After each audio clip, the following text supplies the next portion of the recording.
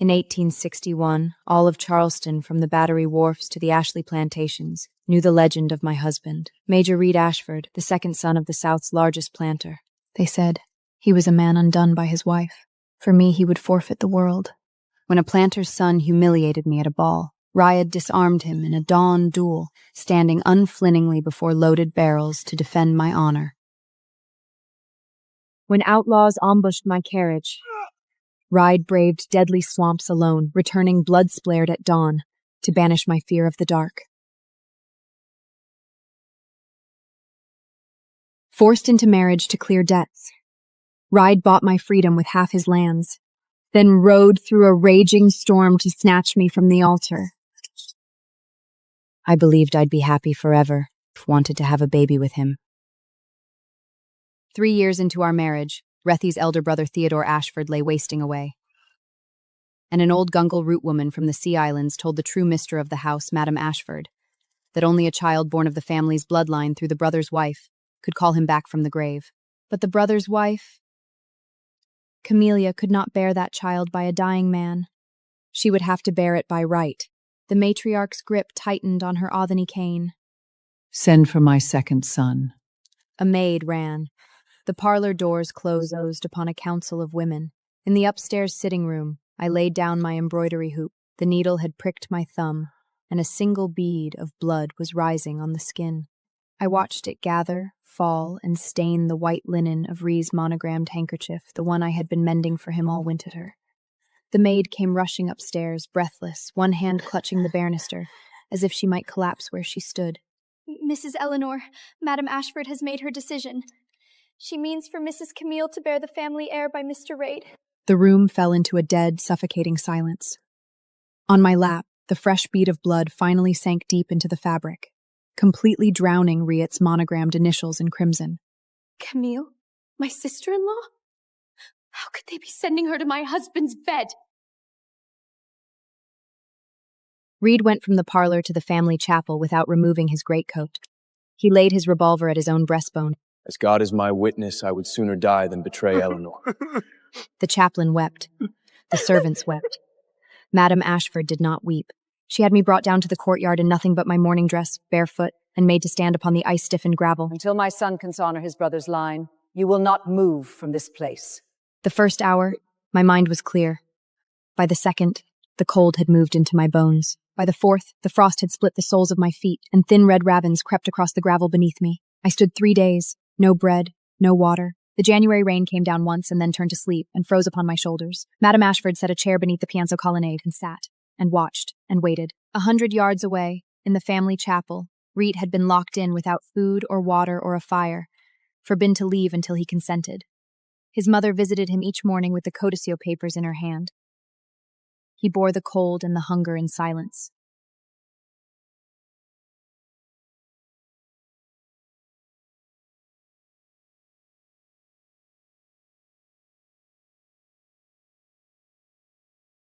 He came across the flagstones with the slow, deliberate step of a man not certain his legs would carry him to where he needed to go. The servants drew back from him as from something holy or contagious. He stopped before me and knelt on the gravel at my feet. In his right hand was the service revolver. He held it out to me, but first. "I have submitted to Mother's arrangement. If you despise me for it, end my life now. Shoot me dead." My lips were too cracked to part. "I love you to madness, Eleanor. I cannot bear to see you broken and punished again because of me." The cold iron of the pistol bit into my palm, and the tears finally broke. "But I would endure 1,000 more lashes, Rhett, before I ever watch you beget a child upon our sister-in-law." He squeezed my hand. The hammer fell. Blood flowered through the linen of his shirt. I screamed without sound. He staggered, white as bone, and let me gather him into my arms. I wept. I did not know how long. I kissed his face. "Master Rhett, fetch cloth and paragol." I begged the maids for clean cloth, for pergament for a surgeon. "I swear this on the wound itself. I will lie with her once, for the child, and never look at her again. She is a stage actress from the New Orleans halls. A creature dredged up from the gaslit gutters, whose virtue was sold to the highest bidder long before she ever set foot in this house. She is nothing to me." He kissed my forehead and walked, with the wound still wet, across the courtyard to Camille Ashford's wing. The household by sundown had a new story to whisper. Compared to Eleanor, Rhett seemed to favor Camille more. "You smell of her tears, right? But tonight you are mine." "Then let me forget her. Touch me. Make me believe you are the only one." The maid who carried up the linen said the bedchamber smelled like a hot room. I lay alone in our bed with the deed of separation I had so readily demanded some hours before. I wept until the ink ran. Some time past midnight, I rose, lit a candle in the sylvine chamber stack my mother had given me on my wedding day. The papers, still wet, I carried pressed against my breast. I stopped at the carved oak door of Camille's sitting room. The corridor behind me was empty of servants. Even the night maid had been dismissed. I raised my hand to knock, and heard, through the door, Camille's laugh. What she said next dragged me straight into hell. You are such a bad boy. Staging a whole shooting with a sack of bullock's blood in front of your own wife, making her weep over your corpse, and then you came straight here to me. She is sentimental. She believes whatever she is shown. All the obstacles have been cleared away. All theater. Mother and I arranged it months ago. The Gongo woman was paid in gold the night before. The prophecy was written for her to recite. The cold, the chapel, the wound, every thread of it sewn for you. A whole year of slipping into your rooms by the back stair. And now I am to be the lady of a wing. I would marry you twice over for it. Take what you want and ask for nothing more. Most of all, Eleanor is never to know. If she so much as suspects the truth, I will shoot you dead where you stand. The candle in my hand trembled. The light walked along the carved oak panels and the gild of the picture frames and would not be still. Wright, who for my sake has been sleeping with Camille for a whole year, was every single bit of it just a lie? I took 3 steps backward, away from the door. On the 4th step, the floor was no longer there. I fell on the 4th step, hit the polished heart-pine boards on my ruined feet, and crumpled. The candlestick rolled away from me. The flame goodled, caught upon my sleeve, smothered against the wool of my dress as I crumpled. I drifted for 3 days between sleeping and waking, unable to close the distance. In that place, Camille knelt beside the bed and held Madame Ashford's hand. I heard them as a swimmer hears voices above the water. She is with child, Mother Ashford. The root woman was certain. Only the child I bear can save Theodore. If Eleanor's child is born first, the cure is broken. My poor Theodore will die. Madame Ashford's cane struck the floor. Send her to a physician. I will not allow the child in her womb to affect my Theodore's destiny. Mother, stop! Those doctors are men. I will not have a man's hands upon her body. Not for any reason. A simple draft is enough to rid her of the child. I will give it to her myself.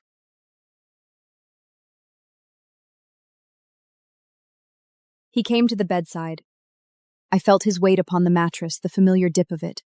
He lifted my head with a tenderness I remembered from 1,000 mornings and held a small porcelain cup to my lips. I fought with everything in me to open my eyes, to scream, to beg him to spare my child, only to find, with a curching despair, that it was all in vain. The taste was bitter. Cloves, penny hairy, the faint, hateful sweetness of paragasic to mask the rest. My body knew the compound before my mind could name it. My fingers tried to close around his wrist. They were too weak. I felt the warmth of the drug spread out from my stomach into the cold parts of me. I felt the small, intricate thing inside me go quiet, then go still, then go away. Sleep now, Eleanor. Pretend this child never came. He laid my head back upon the pillow. He smoothed my hair. When I woke fully 3 mornings later, the chamber was empty. Brooke sat weeping at the foot of the bed. Rhett, the maid said, had taken Madame Bowman down to New Orleans on the noon train to celebrate the coming heir and to consult a city physician about Camille's own condition. I looked at the wash base. I washed my face in the cold basin. I dressed in black. I tied my hair back with a strip of mourning croup. Then I walked the length of the corridor to Madame Ashford's morning room and asked with great courtesy for the deed of separation. I am more than willing to step aside for Camille and Rhett. I beg you, madam, help me and make him sign the deed of separation. There is a steamer bound for Europe next month. You will take it, and you will never set foot before my son again as long as you breathe, to ensure there are no complications. Rack is to know absolutely nothing of this before you sail. You have my deepest gratitude, madam, for finally granting my request. Rhett and Camille returned at dusk a fortnight later. The carriage rolled through the great gates of Ashford Manor in the failing light, and the household lined up along the live oak drive as for any homecoming. Camille descended first, gloved and radiant. Rhett followed. At her throat, beneath the high lace collar, was a livid mark she had not been able to powder away. A fortnight in New Orleans had left its mark on them both. Late suppers, late mornings, the languor of those city rooms still clinging to their clothes. I stood waiting beneath the colonnaded piazza in my morning gown, Spanish moss stirring in the live oaks above me. The servants watched without seeming to. Rhett crossed the gravel and would have taken my hands. I did not give them. He pretended not to notice and produced instead, from the inner pocket of his greatcoat, a small dark glass bottle. A European tonic. Every fashionable lady in New Orleans is taking it. It restores the constitution after illness. Drink it for me. I accepted the bottle. The glass was warm from his body. I uncorked it. The smell rose. Wine and something darker beneath the wine. My Paris training spoke before my tongue could. Herba. Sustained doses of herb of rye, masked in chloret and honeysuckle. A woman fed this compound through a winter would bleed quietly for the rest of her life. Not killed, made permanently, invisibly ill, made unfit to be touched by any man, made nothing. Camille came up the steps and a hand at Reed's elbow. All the finest ladies in New Orleans are taking it, dear. Finish every drop. Do not be ungrateful. Not killed, made permanently, invisibly ill. Right. This medicine, must I drink it? He had already slaughtered my child with his own hands, severing every shred of love I once held for him.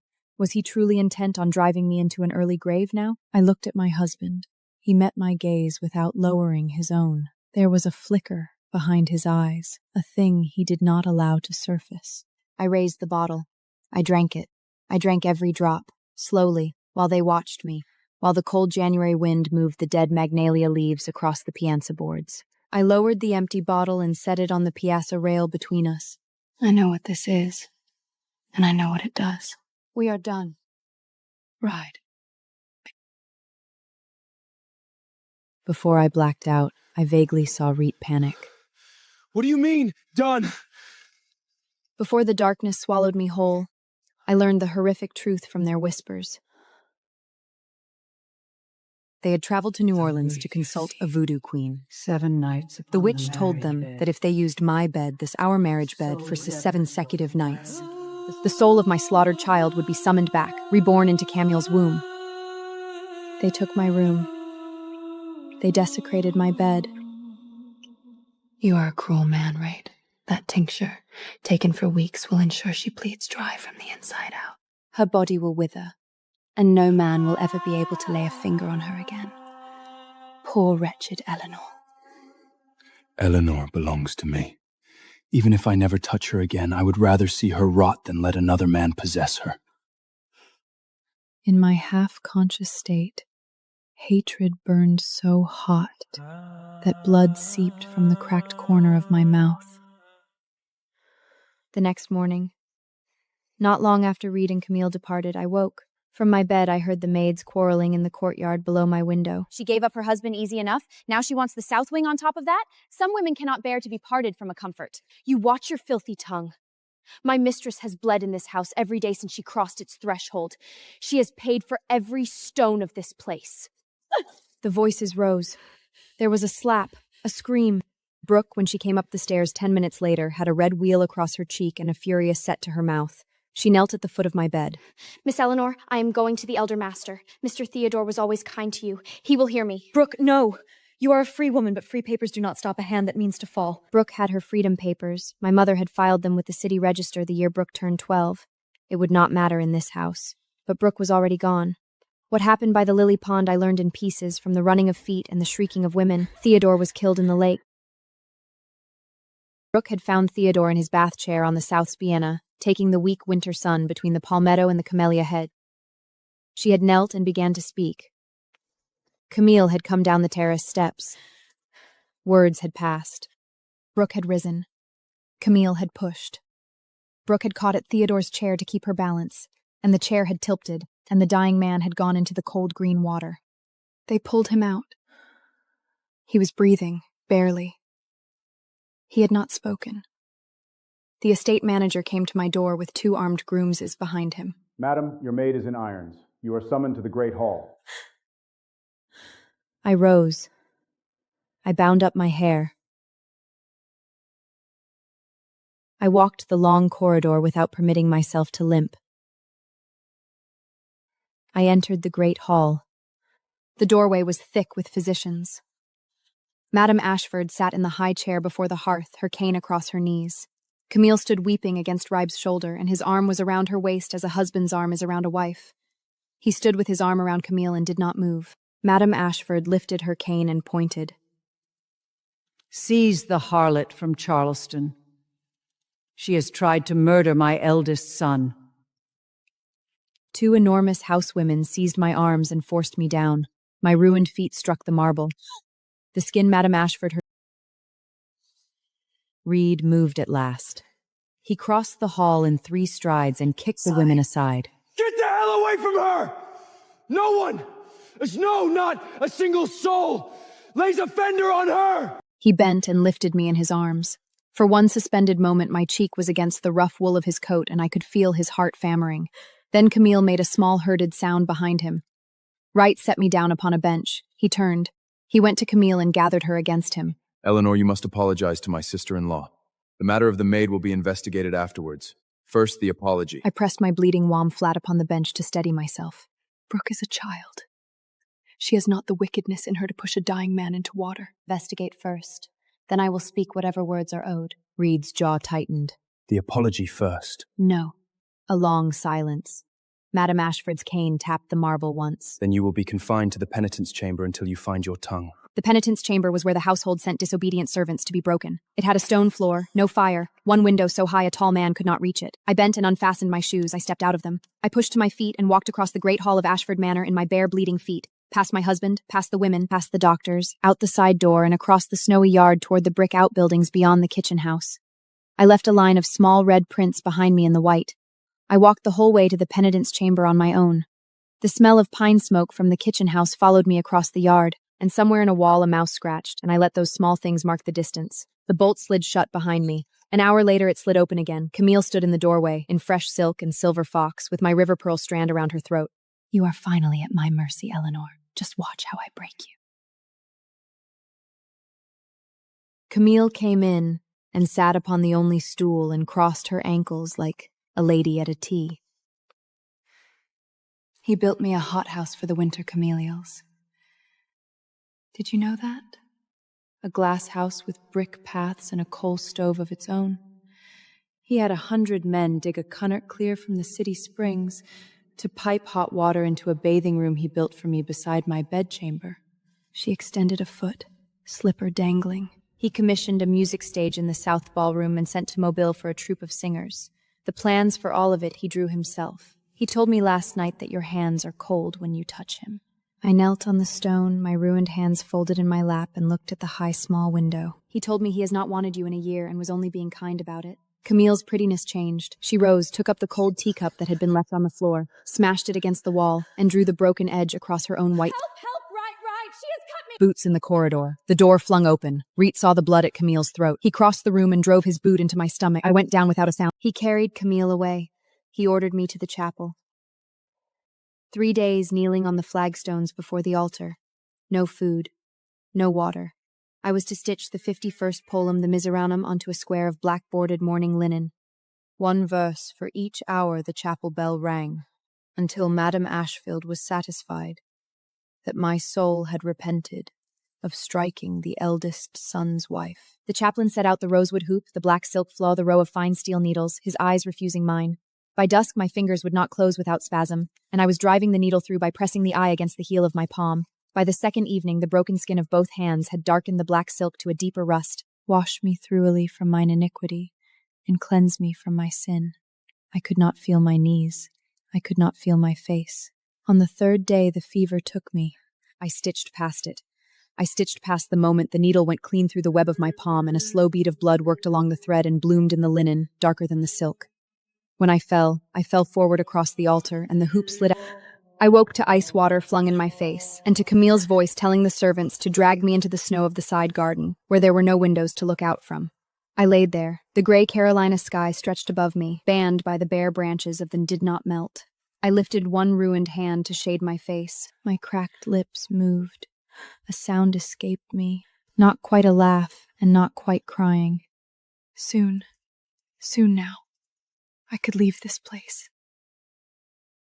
For half a week I kept to my chamber and was forgotten. The rest of Ashford Manor was loud with celebration. Word in the servants' hall, then in the streets of Charleston, then in every drawing room from Calhoun Street to the Batter. Since Master Reed had taken his sister-in-law into his bed to give his dying brother an heir, the consumption in Master Theodore's lungs had eased miraculously. He had taken broth. He had sat up. The household named Camille Bayfield a good luck charm, a saint, a saving grace. Even General Cornelius Ashfield, it was said, had written from Richmond that he was considering Rhett for a colonelate. Rive had the glass camellia house built for her in 12 days, by a crew of 40. He had coal grates fit in every room of her wing, and a boy kept the fires alight from before dawn until past midnight. He had a small theater raised in the south ballroom, with a velvet curtain and a Charleston orchestra retained for the season. He bought you a single winter chameleon once for a New Year's ball. He took you to a country spring house for one weekend when your bones were aching. He sent for one Creole singer from New Orleans for your birthday. He does each of them now for her, at 100 times the scale. Mister, I cannot bear it. Then do not watch. The night of Camille's operette, the snow came down in great soft flakes upon the live oaks and the carriages of half the country. The Ashford ballroom blazed with wool-soil lamps. I sat in the back row in dove-gray silk. I heard nothing of the music. The talk around me was louder than the singers. I went down the wrong corridor looking for a chamber pot, and there they were in the magnolia walk, the pretty widow and our gallant captain, going at it like field hands. Does the wife know her husband bed his brother's widow? And what if she does? He is on the road to a generalship. He cannot bind himself to one woman forever. I rose and slipped out for air. The garden piazza was cold. The lanterns in the jasmine arbor swung in the wind. A figure emerged from the magnolia walk, smoothing the front of her dress with both gloved hands, her pearl shoulder, my pearl shoulder, catching the lantern light. Looking for someone, dear? The whale oil lantern in the jasmine arch went out. A pistol muzzle, cold as iron, drawn from a well, pressed against the back of my skull. A second pair of hands leashed a small dark weight against my ribs, a Ketchum's grenade, its percussion cap already primed. One hard landing and we would both be gone, the man explained pleasantly. I heard Camille seized beside me. Camille's shriek, then Camille's gagged whimper. We were carried down the back drive. The rare low-country snow muffled the boots, and the Spanish main hung dark and unmoving in the live oaks above. Rhett arrived at the gates with 20 men and pitch torches. The kidnapper held both of us before him in the lamplight. You may take one of these ladies home tonight. The other, you may ransom at the old chapel on the Creek Road at midnight for 10,000 silver dollars. Choose. A silence that lasted half a minute. Blind inside my bardap, I listened to my husband's breathing. Right! The root woman swore I can save Theodore, I can make you a general. Can she do any of that for you? Release Camille. The bag was torn from Camille's head. Camille fell into Rhett's arms, weeping. I felt the kidnapper's filthy hand close around my throat and drag me into a wagon. The roadside chapel was a ruin of beams and rotten pews. The kidnapper untied his neckcloth and wiped his face and looked at me as a butcher looks at meat. The lady who paid me said to keep you breathing. She did not say keep you whole. He struck me. He tore at my bodice. I fought with what I had left of my hands. I watched the broken altar window for him. Sundown, no Rhett. Midnight, no Rhett. The slow gray hour before dawn, no Rhett. My body began to cool from the soles upwards. I thought with a great strange tenderness, how clean a thing I once was, bound to a man so unclean. I closed my eyes. When I opened them again, a bed was beneath me I did not know, and Rhett was screaming at 3 physicians to save me or be shot.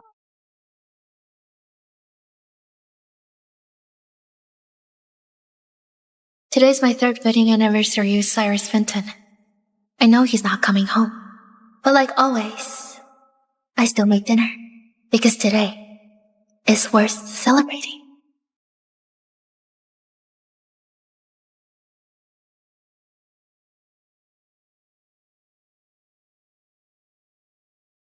Mom. Your sister comes back in 1 month. Until then, you keep pretending to be her. Once everything is over, I'll give you $30 million. That's enough for you to live the life you want. I understand.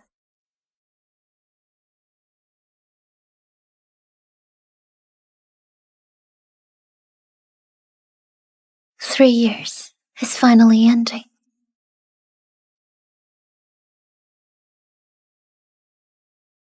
"3 years ago, the Fentons and Jensens announced an arranged marriage that shocked the world, and my twin sister, Sylvia Jensen, was the chosen bride of the Fenton family. But the night before the wedding, Sylvia left a letter and ran away. Mom, Dad, I don't want to be trapped by marriage, but I know this is my duty. Give me 3 years of freedom. I'll come back after that." Well, what do we do now? And just like that, to protect the business deals between both families, they had no choice but to bring back the twin daughter they abandoned in the village and make her take Sylvia's place as the bride. That person is me. Mr. Jensen, Mrs. Jensen, Ms. Elise Jensen is here. Dad, Mom,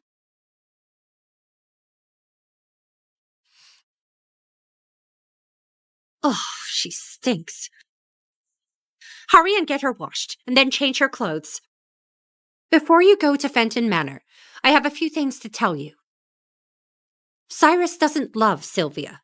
He loves the student his family once sponsored. Once you marry in, life won't be easy. But as long as you behave, pretend to be Sylvia, and get through 3 years, you'll be fine. Once you get there, no fussing and no acting up. Of course I know about Cyrus. He's the most sought-after heir in the city. Women practically throw themselves at him. But he only likes Yasmin Palmer.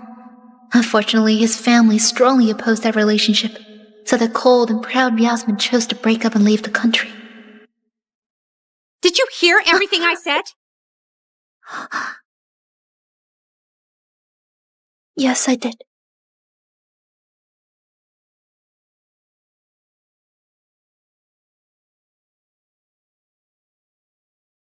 Life after the wedding was even harder than I imagined. Every week, Cyrus would secretly fly to Belores to see her, and I, his wife, was not allowed to enter the main bedroom. I could only sleep in the guest room at the end of the hallway.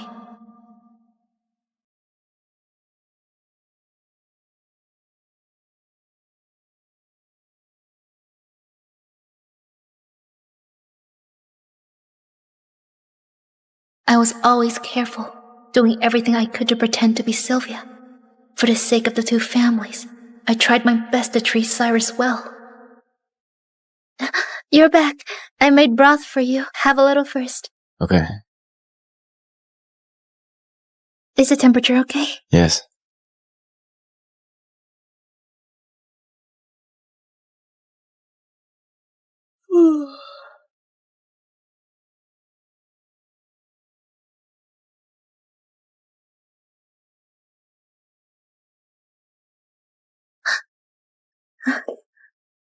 You're awake, so come eat.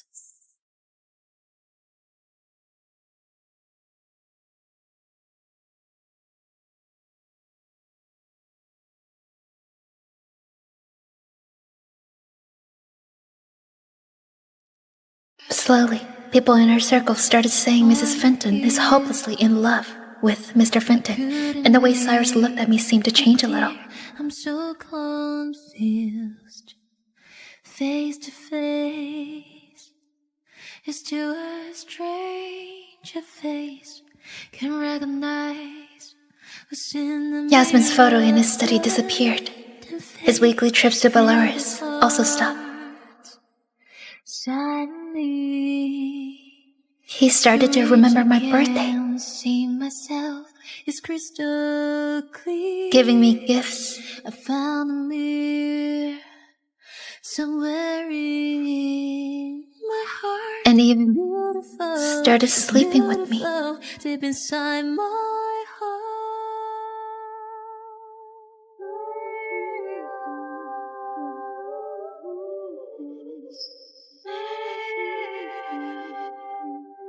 I almost believe he developed some real feelings in this fake marriage, but 3 months ago, Yasmin came back. Here's the last dish. What? You're back? Okay, I'll come get you. Just like that, everything is back to how it used to be. Cyrus' entire heart has once again been claimed in Yasmin, and I've become a joke in our social circle. But I don't care, because I've never loved him. Shut up! I almost died giving birth because of you, and now you're making me angry. You jinx! Calvin, send her to the village.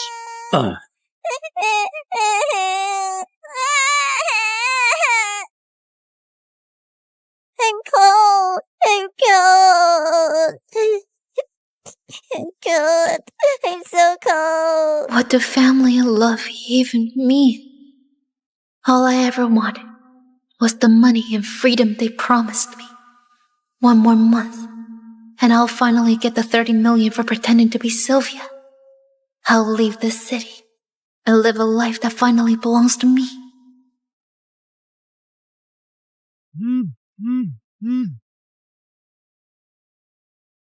Bring some sanitary supplies to Nocturne in 20 minutes. Night use ones.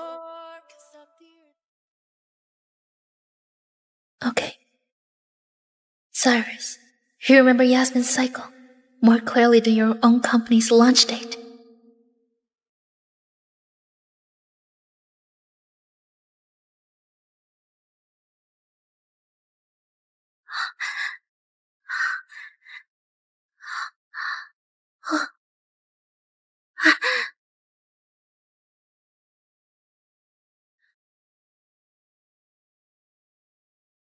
Sir, how long to get the doctor? Normally, 40 minutes. Make it 20, and I'll give you an extra 200. Got it.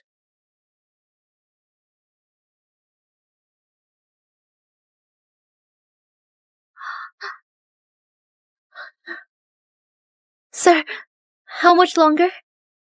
It's raining, and traffic's bad. No way we'll make it in 20 minutes. 12 minutes left. Here, keep change.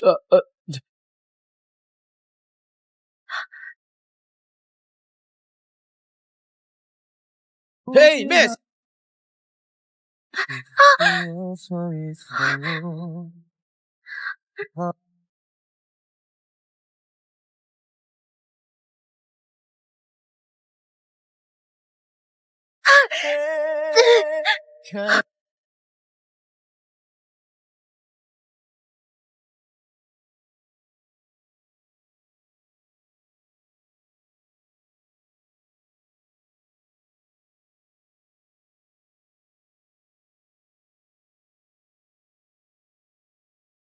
Mr. Fenton, it's raining heavily.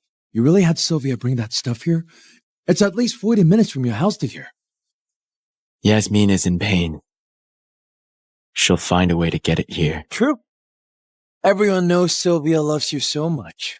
She stayed by your side for 3 years, even though she knew your heart was with Yasmin. Honestly, Mr. Fenton, she loves you that much. Did you ever feel anything for her all these years?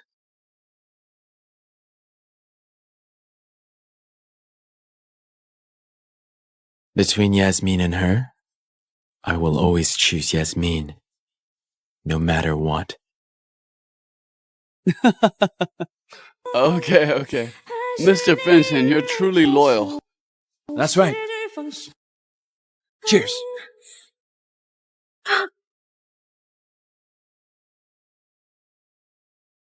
Fire can burn in my eyes if without. Damn, right on time. Sylvia, why are you soaked? Why do you look like such a mess? Didn't you say how to make it in 20 minutes? I was afraid you'd be anxious, so I ran over. Take them to the women's restroom. Then get some rest. I can reach into your heart. I know that. Who is it? Delivery for sanitary pads. I'm torn in two. I might breathe like less with this. Be the last. Why do I see a stare? Stab in your eyes. Why do I see a sad? Stab in your eyes. Why do I see a sad? Stab in your eyes. Why do I see a sad? Heading on that.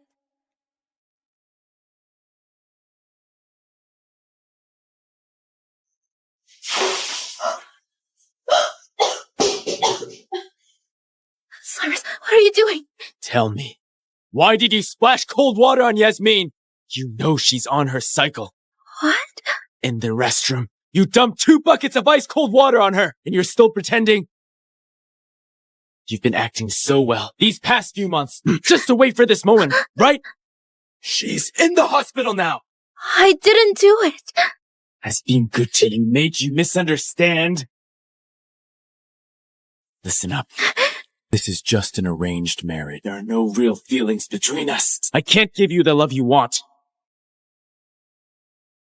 But I never wanted your love. Stop pretending.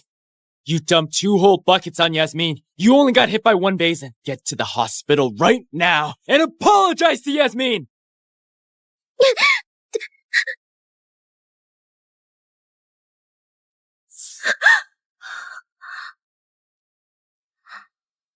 Elise, just hold on.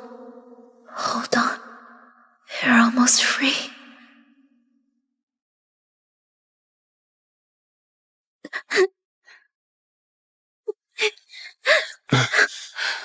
Cyrus, I don't want to see her.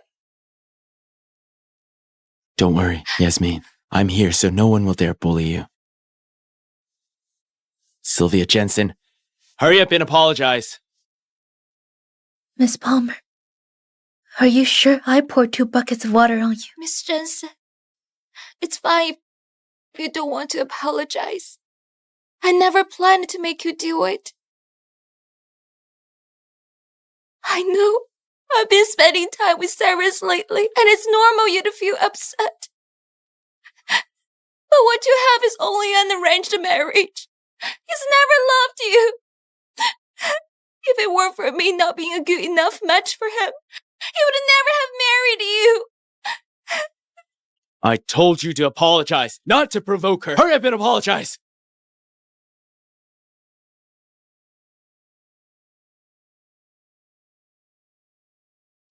I'm sorry. Kneel and apologize.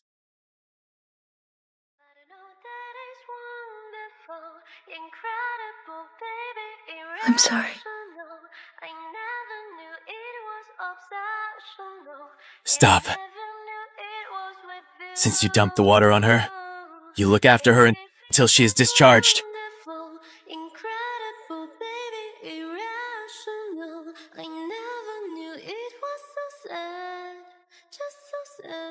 Okay. In the dark, with no light to save me. Miss Palmer, I made you some food. Hey, you don't have to do it. I'll handle it. Clean up the trash. Okay.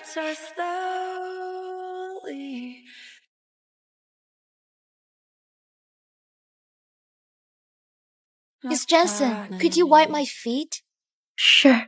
This night seemed to last forever.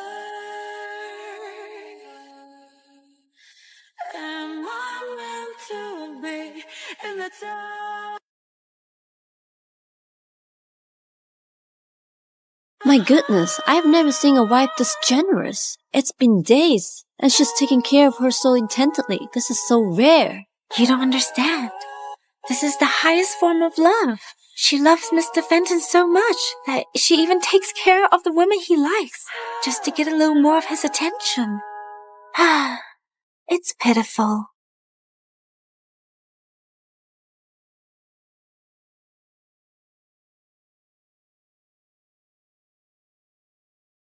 Mr. Fenton, Miss Palmer is fine now. This discharge paper's ready. Just rest more at home. Okay. Oh, right.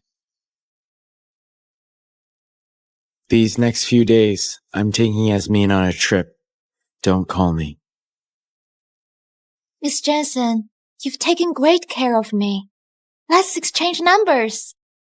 That's not necessary. Yasmin just wants to thank you. Do it. Okay. Thanks. Cyrus, let's go. Okay. Finally, I don't have to face them anymore.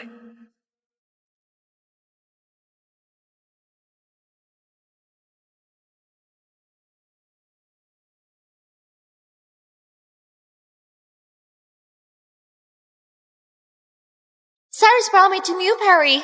It's so beautiful here. He said he'll buy me an island here one day. At the auction, Cyrus spent a fortune buying every piece of jewelry I liked. Does he do the same for you? Miss Palmer, you're really lucky.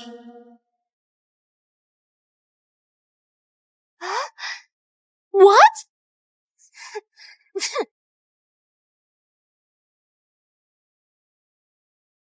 Today is the Fenton family's monthly dinner, but Cyrus still isn't back.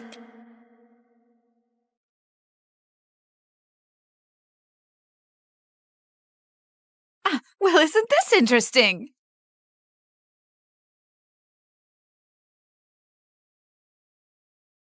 Why are you here alone? Where's Cyrus? Something came up, and he can't make it back. Miss Smith, look at this.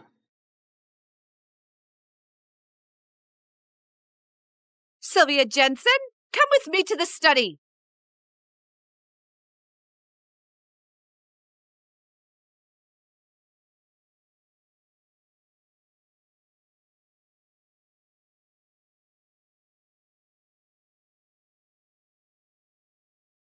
Neil!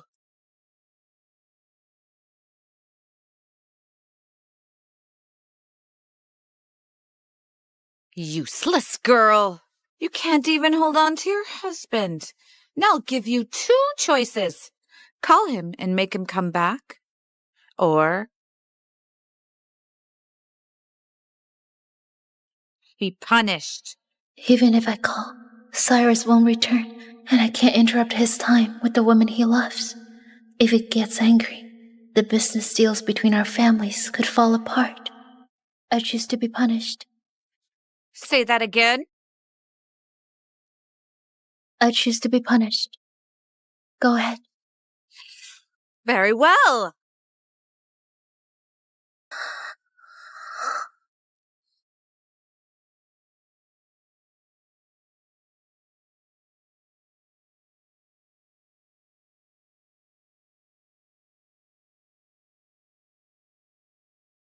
If your mom punished you, why didn't you call me back? I didn't want to interrupt your date with Miss Palmer. You don't understand. This is the highest form of love. She loves Mr. Fenton so much that she even takes care of the woman he likes, just to get a little more of his attention. Does she love me that much? She loves me enough to be punished rather than disturb me? I'll take care of you until you're discharged. No need. You're busy. I can manage. I know what I'm doing, so no need to teach me.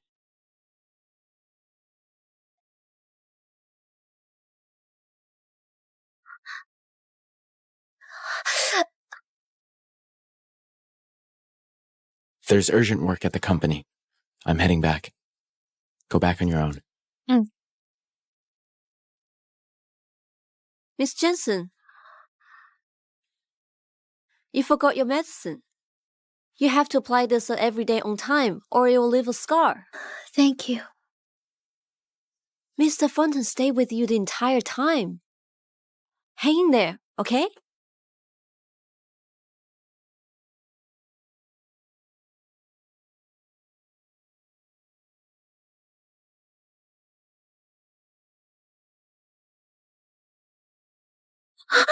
Are you blind? Do you know how expensive my outfit is? You're just like your bro. You can't afford to pay for this.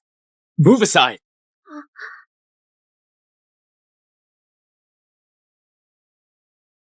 Is this enough?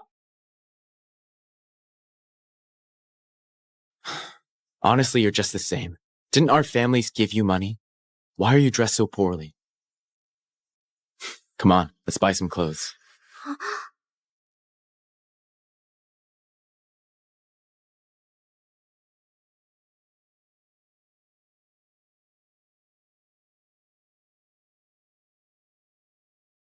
Wrap all of these up. Yes, sir.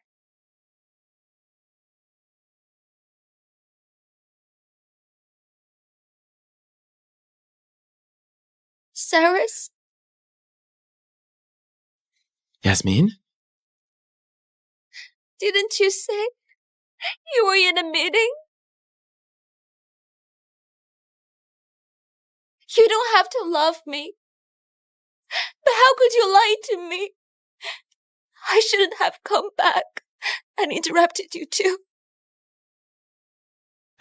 Yasmin!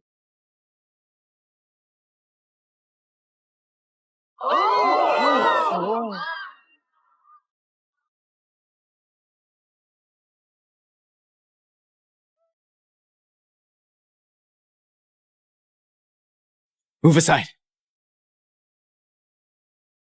Yasmin. Yasmin? Don't be afraid. I'll take you to the hospital.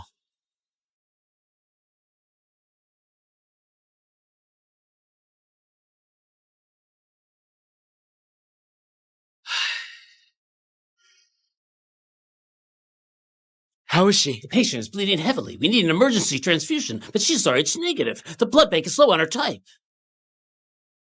I am RH negative. I can donate. Saving her comes first. Follow me.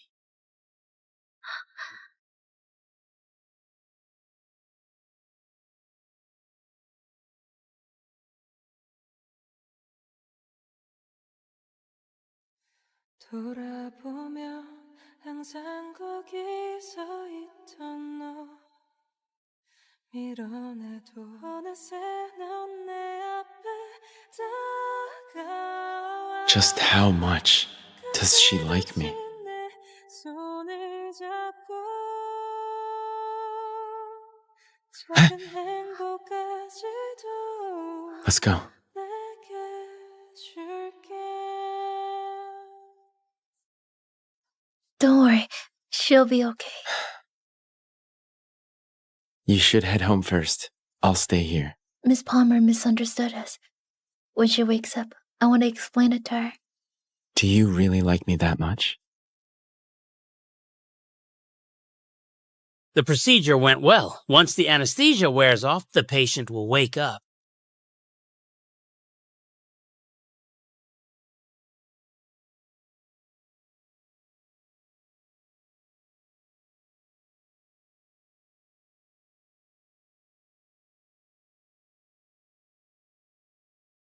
You're awake.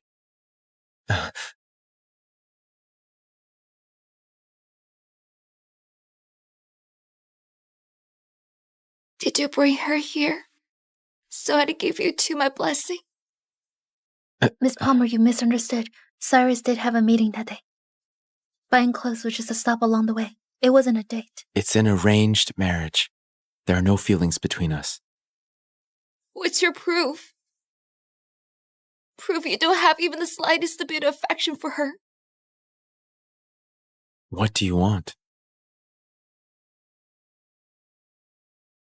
I want her to stand in the rain for one whole day. I want her to stand in the rain for one whole day. Yasmin. You hesitated. So you do like her. Stand outside.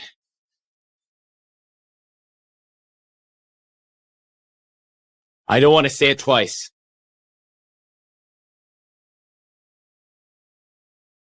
Okay.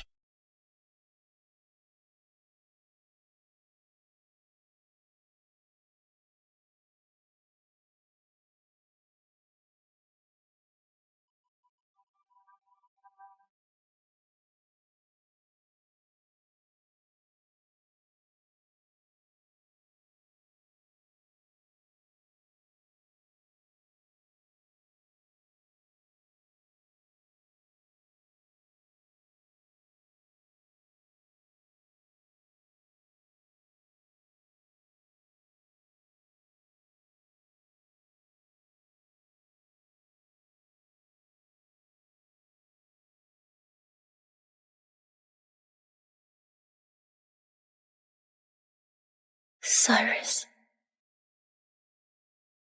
I knew you'd do anything for her, but I never thought you'd be this cruel.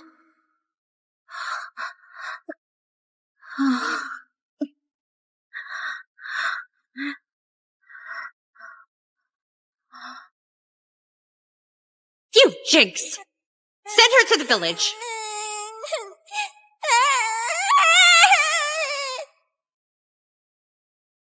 I'm cold. I'm cold.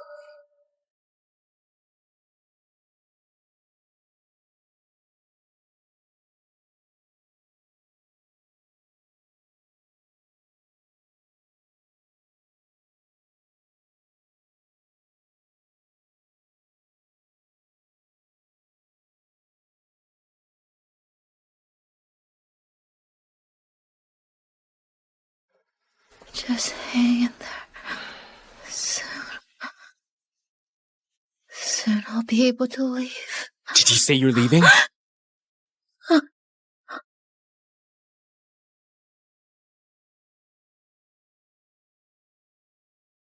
Leave? It's probably the fever. I was talking nonsense. You're on your cycle. Why didn't you say anything? If standing in the ring can make her forgive you, I should just stay quiet. Do you like me that much? No, I don't. It's to maintain the relationship between the families. When Sylvia comes back, I can leave. Cyrus! I cut some fruit for you. Miss Jensen, how are you feeling? Miss Jensen, I heard you donated blood for me. Thank you so much. But we agreed on a food day in the rain. There's still a long way to go. Cyrus, let Miss Jensen finish what she promised. I don't want her to become someone who breaks her word.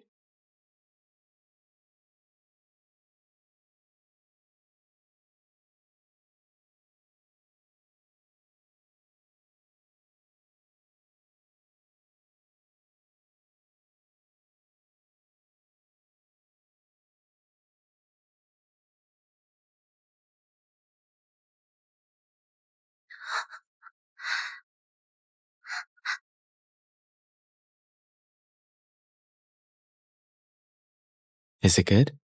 Yes, it's delicious.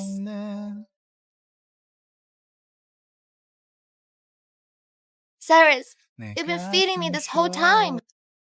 You must be tired. Here, let me feed you.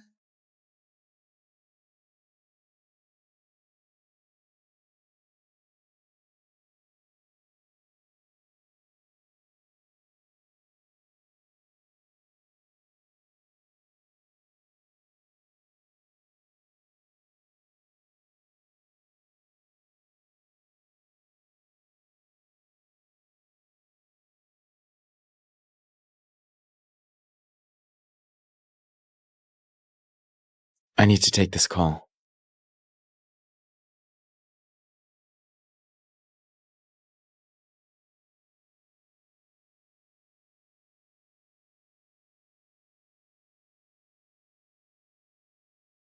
Sometimes I don't understand you. Everyone says you love Cyrus and are willing to do anything for him. But doesn't love come with possessiveness? I framed you and forced you to apologize, yet you didn't react. He made you stand in the rain, yet you didn't react. You even saw me being close to him. And still, no reaction.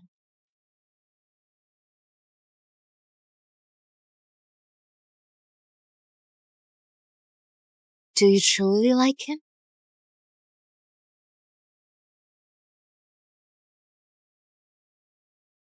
Speak! Tell me! I think you're just using all this to win his sympathy. Bitch! Go to hell!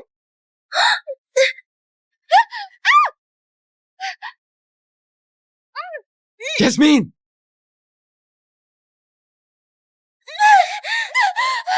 Sorry, save me! Yasmin! Save me!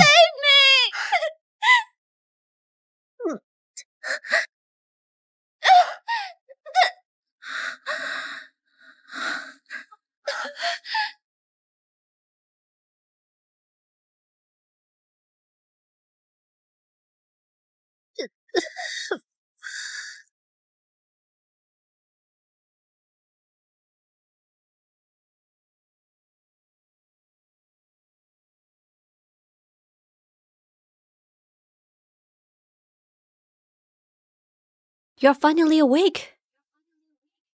If the rescue team had arrived a bit late, you might be dead. Look at Miss Palmer in the next room. She fell in too. And Mr. Fenton hasn't left her side. He's treating her like she's priceless. Where's your family? It's been 2 days and no one has shown up. Forget it. Let's change your bandit first. Your foot got cut up.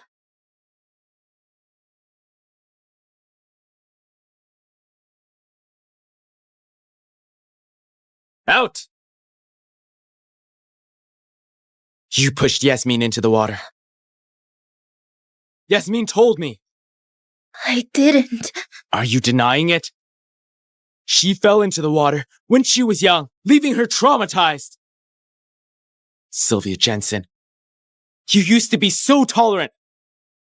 How did you turn into someone like this? So all that gentleness before was an act? It was just to win my attention, right? Very well. If you won't admit your fault, that's fine. Be ready to face the consequences. Cyrus, let go of me! Cyrus, let go of me! What are you doing? Yasmin is terrified of water, yet you pushed her in. I remember. You have severe claustrophobia. So tonight, you're staying here. Sorry. I'm sorry. I shouldn't have pushed her into the water. Please don't lock me in here. Now you know you were wrong? Too late. No.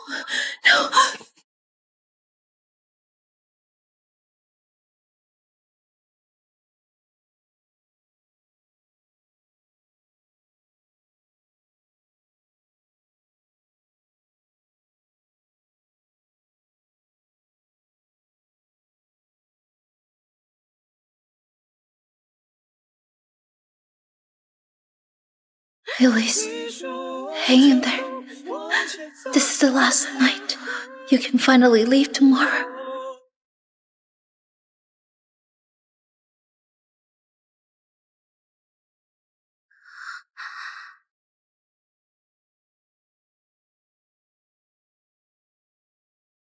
Even if you have claustrophobia, did you have to cry the entire night?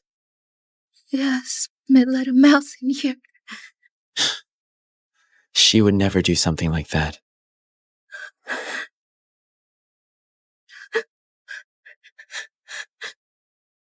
Where's the mouse then? She got rid of it before you came. Sylvia, I'm warning you. If you dare frame Yasmin again, I won't let it go.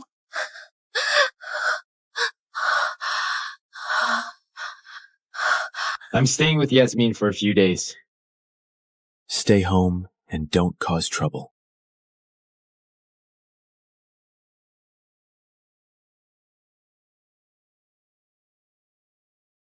Cyrus Fenton is allergic to milk. Never let him near it. He hates cilantro, his stomach is weak, and he doesn't like spicy food. Every night at 9, he'd have some pear pudding. He only drinks coffee with no sugar. His shirt must be ironed perfectly. When he sleeps, there can't be any light on at all.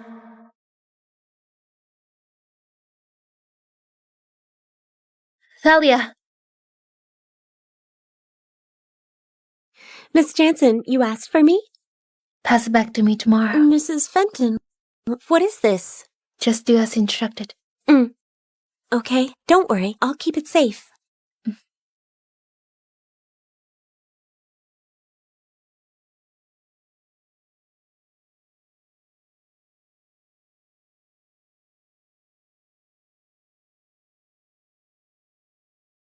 The task is finally done, Cyrus. I hope you and Sylvia get along well.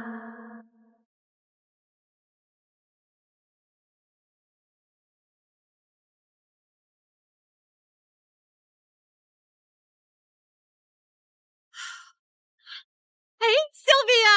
I'm over here! Hurry! Mom! Oh, I missed you so much.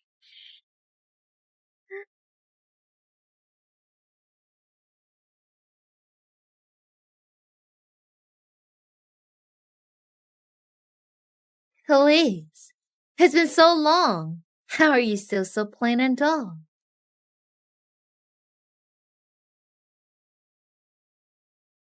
This is $30 million. Not a cent less. From this day forward, you have nothing to do with us. Thank you. Are you feeling overwhelmed? You've probably never seen this much in your entire life. You're lucky you got the chance to pretend to be me for 3 years. You did well, and didn't cause any problems between the two families. Leave now. Go live the life you want. If there's nothing else, I'll be going now. I will find you in a burning sky, where the ashes rain in your mind. Sacrifice, sacrifice. If we're closer to the other side, and the heavens all start to cry.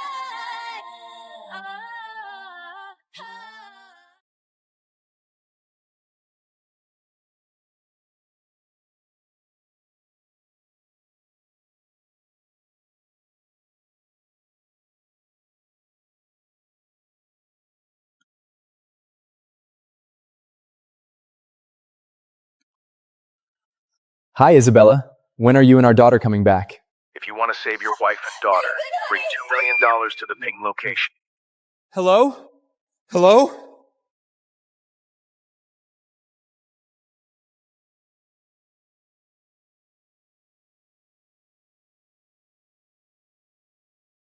Dad, it's Nathan. I know we haven't spoken in years, but I'm begging you. Lend me $2 million. On our 15th wedding anniversary, my wife left me alone, took our daughter, and went on an overseas trip with her high school boyfriend. The moment their plane landed, I received a call from the kidnappers.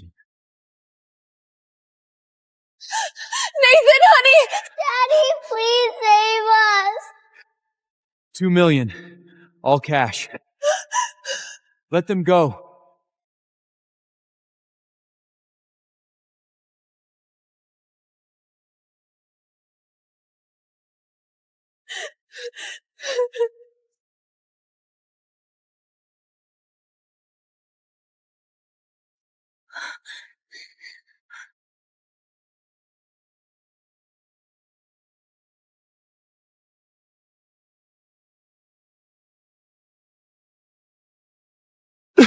Mom, Uncle Julian's still over there. Let him go! What are you waiting for? 1 million per person. There's only 2 million here. Isabella, save me! I don't want to die. We'll wire you the money as soon as we get home. Just let him go, please. You think I'm stupid? He's not leaving until I see the money. Or you can exchange someone else in his place. Daddy can take his place. Won't you help Uncle Julian, Dad? Please?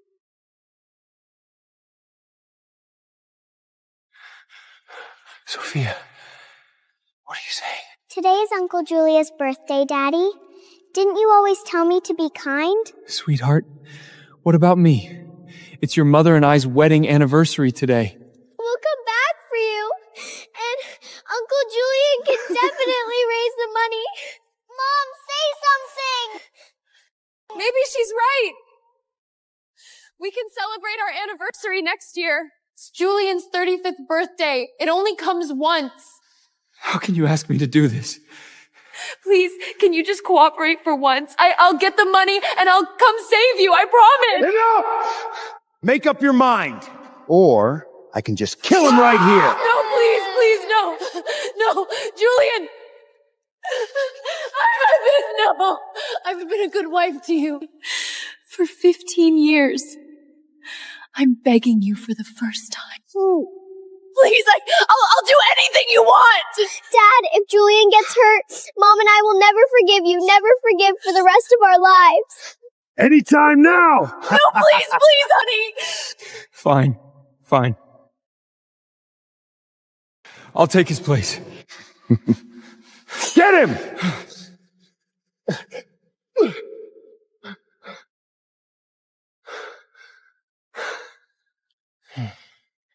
Julian! Thank God you're okay. Uncle Julian, let's go. We still have your birthday cake.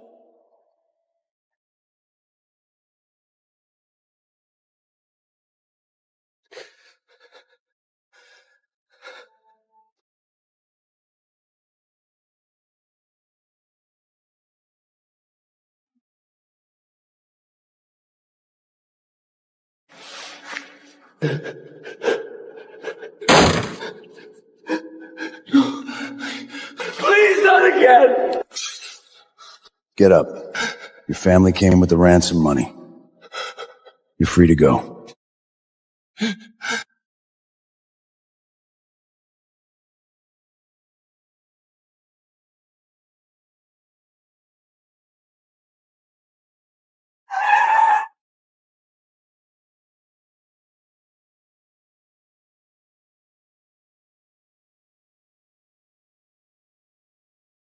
Nathan, sir, it is good to have you home.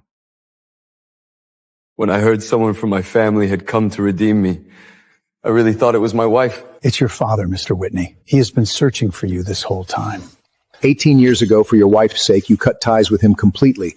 You even gave up SVA Group. And now you've seen for yourself. What did your devotion buy you? Come back. Your father needs you. SVA Group needs you. This contract was drafted by your father himself. Sign it, and you can walk away from that worthless household that never respected you and become the youngest chairman of New York's #1 investment company, a position worth tens of billions. 3 years, I've been tortured like an animal. My wife and my daughter were the only things keeping me alive. Sir, their lives were unaffected. These 3 years, they lived lavishly. They even wanted to collaborate with our company.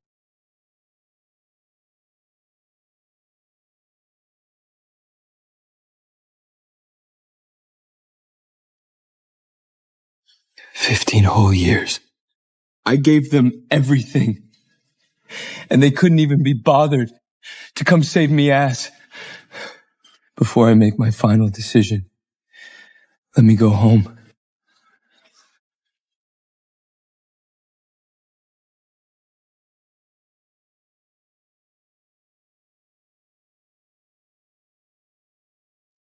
Sir, I'll give you some space. Sophia? Isabella? 3 years I've been gone. What happened to my home?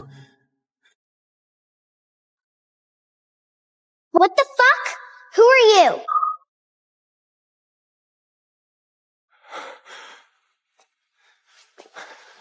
Sophia, it's Daddy. Don't you recognize me? Here. Look, sweetheart, you remember this, right? You stink! Take your garbage away, I don't want it! Sophia, that used to be your favorite bear. Aren't you happy Daddy's back? Come on. Where's Mom? Sophia can help me. Julian, can you make it to the bedroom?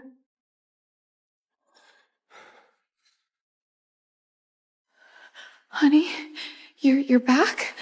Is this not my home? Why is he here? Has he been living here while I've been gone?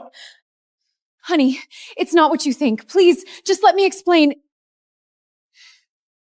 You promised me. Promised that you would raise the money to bring me home. But you left me there alone for 3 whole years! Why? Daddy, don't be so childish! The ransom wasn't $100, it was $1 million! Where were we supposed to get that kind of money? Were you really gonna save me? Or were you too busy taking care of this gigotto? Were you really trying to raise money? Or were you just supporting your little lover? How dare you talk about Uncle Julian that way? If it weren't for him, Mom's company would have gone bankrupt. The only reason she got the SCA partnership is because of Uncle Julian. See this? This is a global top-tier corporation. And you? Just a useless stay-at-home dad. Wait. Did you say SVA Group? Sophia, don't talk like that. He's still your father. No, I mean, if you wanted to work with the SVA Group, why didn't you ever tell me? I could get you in the door. Well, look who's back. Honestly, some people shouldn't even talk about the SVA Group. Nathan, it's good you're home. We can fire the maid now. Why are you in my house? Don't cause any more trouble for my wife and daughter. Oh, I guess someone doesn't want me here. Who's causing trouble? Daddy, you haven't earned a penny for this family for years. The only useful thing you ever did was send Uncle Julian home in your place 3 years ago. What did you just say? I'm done with this conversation. Uncle Julian, let's go. I don't want to see him anymore. Sophia! I'll talk to her.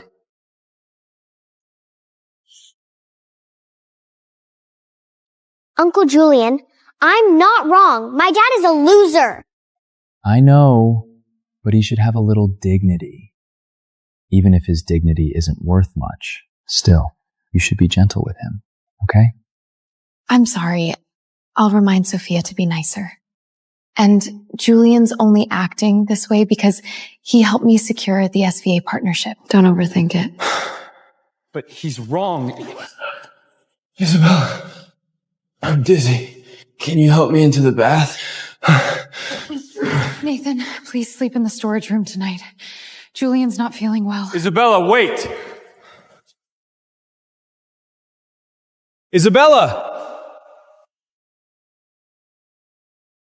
Don't mind him, Mom. He's just trying to get your attention. Come help Uncle Julian.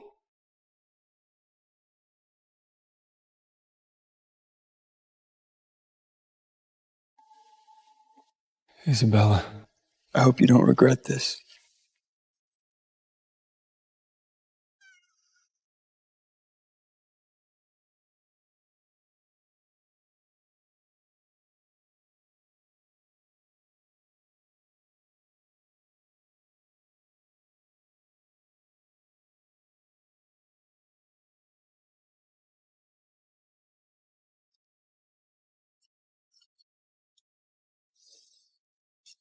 Maybe there isn't a place for me in this home anymore.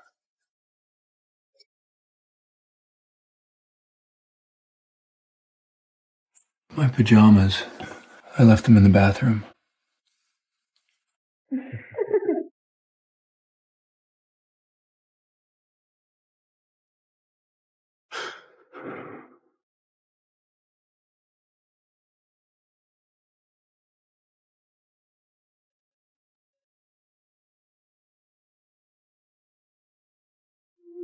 Julian, what are you doing?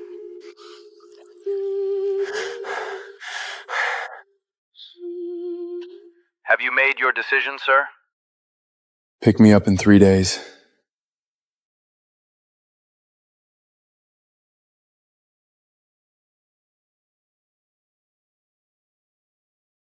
Your wife's hands are so soft. I'm really enjoying this back rub. She's taken such good care of me. You wouldn't know what that's like, would you? What's wrong? Jealous? I gotta say, You are a lucky man. What do you want? they tortured you for 3 whole years, and yet you still managed to crawl back home alive. I was the one who arranged all of this. Dummy. Only, it's a pity you came back when you did. I was just about to propose to Isabella. Tell me, do you think she'd say yes? How dare you? Are you going to expose me? No one will ever believe you.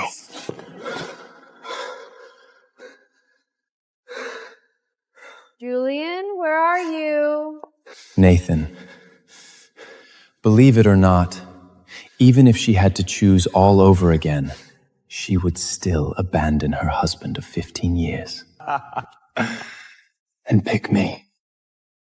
Honey, have you seen Julian?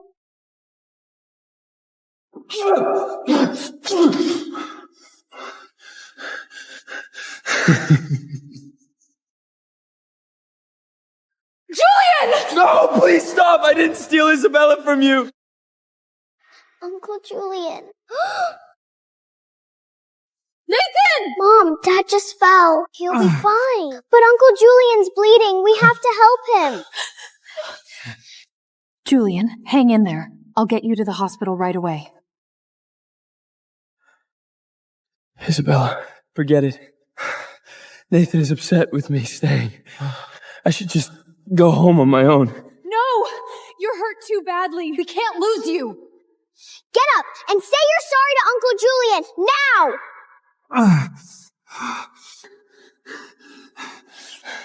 It's not what you think! Julian staged all of this! He hit himself! You saw him! And not just this, even the kidnapping 3 years ago was all his doing! Nathan, have you lost your mind? Please, I am telling you the truth. Nathan!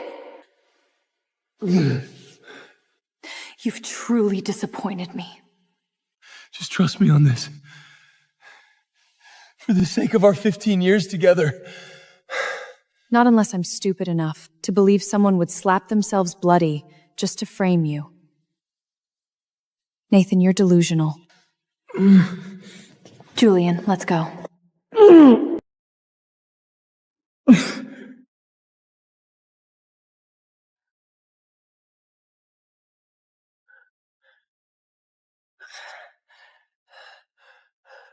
The truth hurts, doesn't it?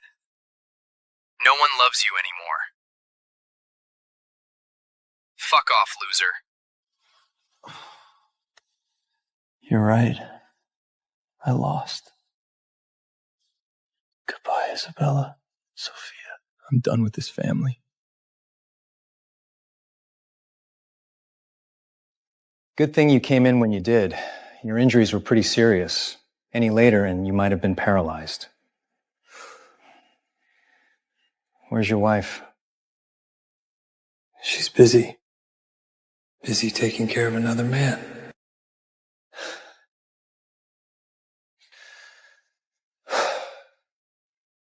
Is that his wife? She even called the hospital director herself.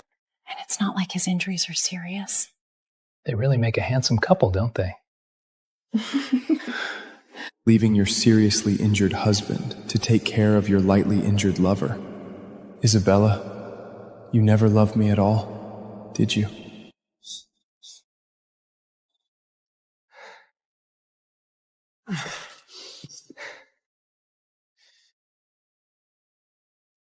Nathan, what are you doing here?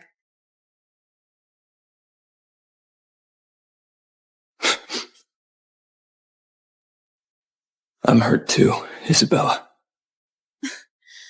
Oh, are you trying to blame me? Or your daughter? If you hadn't caused a scene earlier, none of us would be here right now. Honestly, I think you should apologize to Julian for hitting him. Isabella, don't blame Nathan. He's just jealous of us being close and paranoid. That's why he made up those stories. Isabella, I'm serious! This guy, he's dangerous. He came up with the sadistic plan to kidnap you and Sophia! What did you just say? What did you say? Ouch! Ow! My hand, it hurts. I can't move my fingers. Will you help me to unzip my pants, darling? I get it. You really care about him, don't you? Nathan, stop saying crazy things. Tomorrow is Sophia's 13th birthday. Don't ruin the mood for everyone.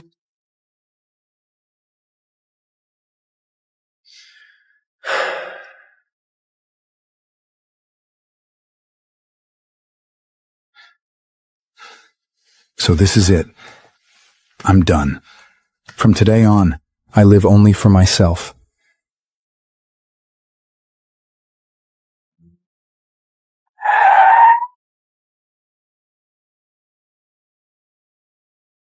Nathan, I hope you haven't forgotten. Only 2 days left to make your peace. I know. They started Sophia's birthday party without you. Thank you for bringing me here. I'll say a proper goodbye.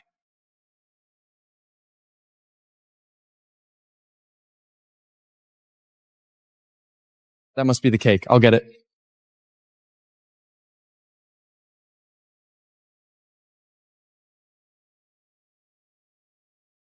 Who is this? Some lost beggar or a cripple who wandered in by mistake?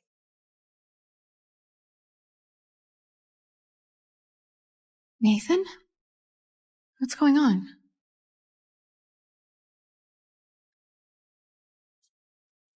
For those of you who may not know, I am Isabella's husband of 15 years and Sophia's biological father. This is so embarrassing. Mom, I told you I didn't want him here. Nathan, come here. Don't make a spectacle of yourself. Oh, how awkward, Isabella.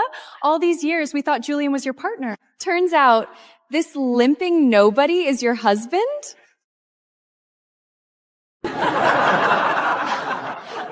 Sorry about the intrusion, everyone. Nathan's been abroad these past few years. He's not really familiar with high society. Someone so crude doesn't belong with Isabella. He shouldn't even be allowed inside a place like this. You're a jinx. You ruined my birthday. Sophia, come, look at the birthday gifts I prepared for you.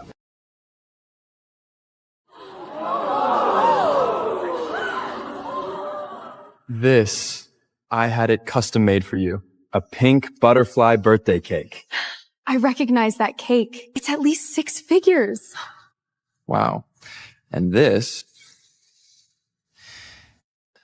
A limited edition Mercedes sports coupe in the tune of 600,000. Thank you, Uncle Julian. You're way more like a real dad. Julian, isn't that a bit much? I've always thought of Sophia as my own daughter, so there's no one I'd rather spend money on. Unlike some fathers who are unemployed for years and can't buy their daughters anything nice. Speaking of spending money on someone you love, my final gift is for Isabella. What? A project contract personally signed by the Associate Investment Director of the SVA Group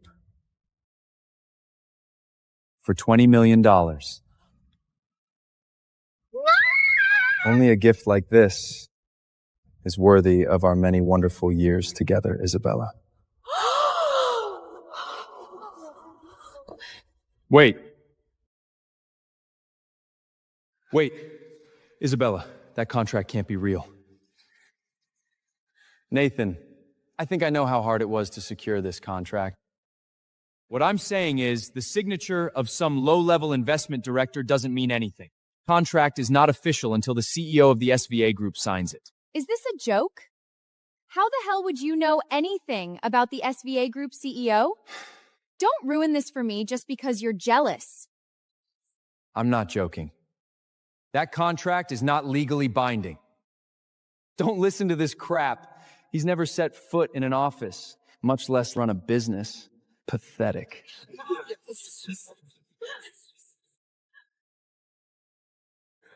come on, Sophia. Make a wish. I wish that Uncle Julian could stay with Mom and me, and that our family of 3 will never be broken.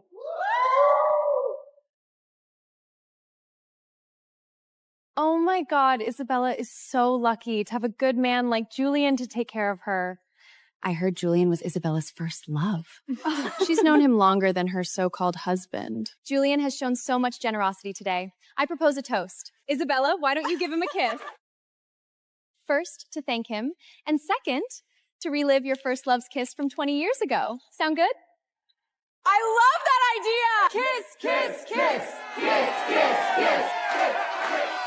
Kiss, kiss, kiss! Kiss, kiss, kiss! Kiss, kiss, kiss! Kiss, kiss, kiss!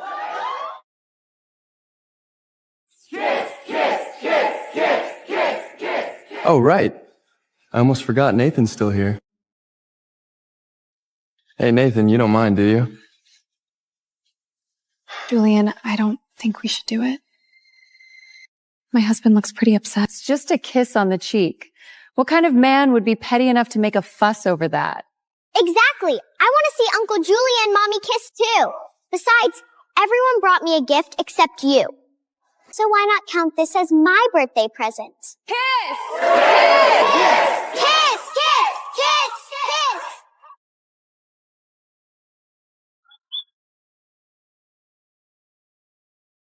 Sophia, my beloved daughter, happy birthday.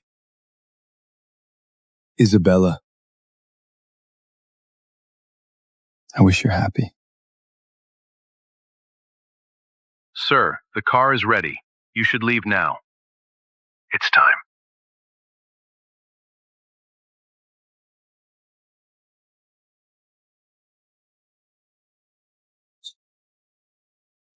Are you all right, sir? 15 years, and this is how it ends.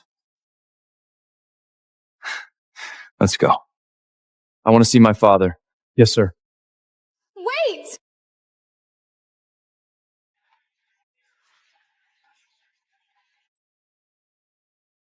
Honey, wait! Mom, don't go after him. But you know what he's like. He attacked Uncle Julian. This pour me routine must be another one of his tricks. Exactly. Isabella, Nathan is a deadbeat dad. He has no life. He's probably going home to swalk. Don't let him ruin Sophia's birthday.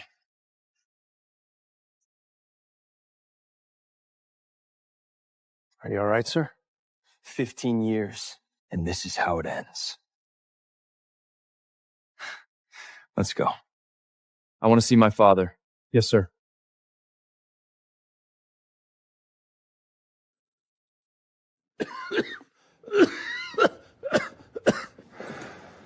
Father, I'm back.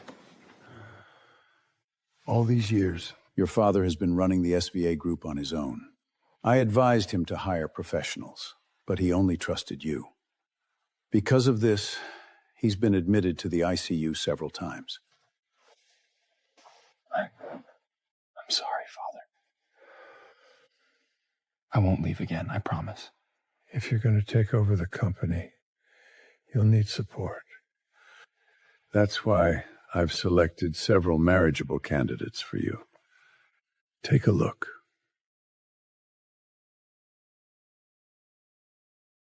"22 years old and a master's degree in corporate management? Impressive." I didn't expect you to be this handsome, Nathan. I thought you'd be an old man. Amanda, It's okay if you don't want to date me. I'd understand. It's not that. I just need some time. There are a few loose ends I have to take care of first before starting something new. Daddy, I'm hungry. I want dinner now. That's strange. Whenever we came home before, Nathan would drop everything and come and greet us. He's been gone for 3 years. Maybe he's forgotten what his place is. Looks like we need to remind him then how to be a good house husband. Dad! Are you deaf? Could it be that after Sophia's birthday party, Nathan left home? Nathan, tomorrow is my company's 10-year milestone celebration. How can you just disappear like this? Do you even care about us at all? Should we keep trying to reach him? No, don't look for him anymore. You're funny. Excuse me. How can you just disappear like this? Do you even care about us at all? That was your wife, wasn't it? More like my ex-wife. Oh, Isabella, of course I'll be there. But this time, it won't be for you or Sophia. It'll be for my freedom.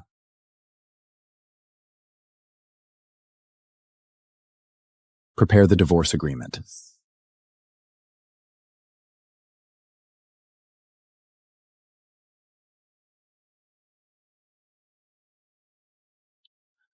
This is what you asked for, sir. Stay here and wait for my call.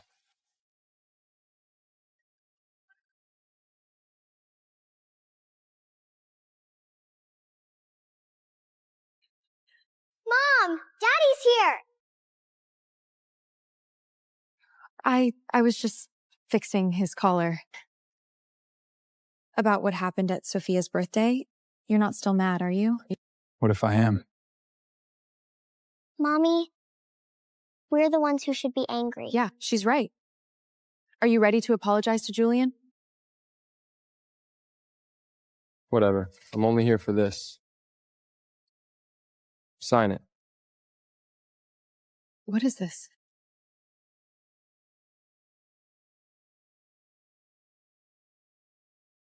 Welcome, everyone, to the 10th anniversary of Bella Inc. Let's invite Miss Isabella to the stage to speak.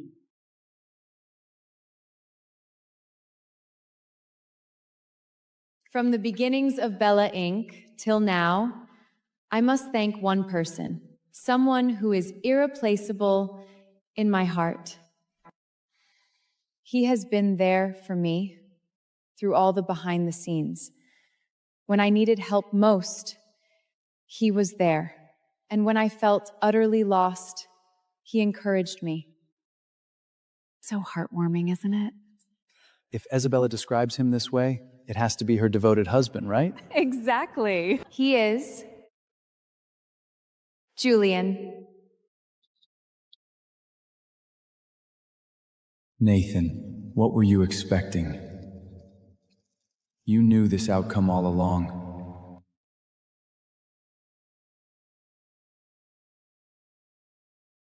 We've had many misunderstandings lately. We've been together for 15 years. I believe we can work things out. My SVA signing ceremony is in a few days, and I would really like for you to be there. The SVA group? Sorry, that's never gonna happen. So, will you join me, honey? Thank you, everyone! Isabella, did you hear that? They love us. Uncle Julian, you look so handsome in a suit. You and Mom are really a perfect match. Sophia, don't say that. It's true! Isabella, long time no see. Congrats on your 10-year milestone. Thank you for inviting us to this fabulous event. Is it true that you run the company while your husband takes care of the family? What a pretty picture. That's not exactly true. My husband, he's Julian. Of course, we know that. It's true. Taking care of Isabella and Sophia is my lifelong goal. You two are so much in sync. It's like you've been married forever.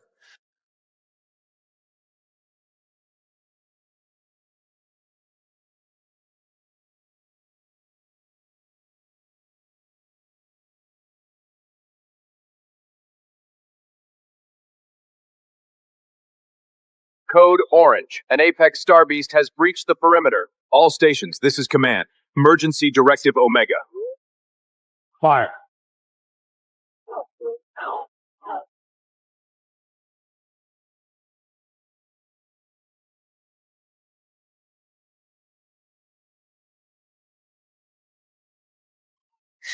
Mommy? Mommy!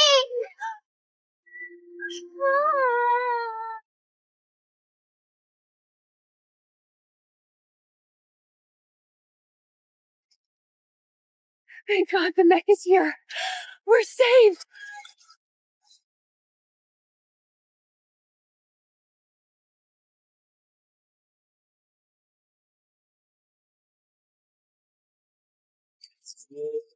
Piloting the latest Mark 6 rig, the Tempest, is the Federation's crown jewel, Colt Thorne. With a record-breaking 90% neural sync rate, he remains the only pilot on Earth capable of operating a Mark 6 mech alone.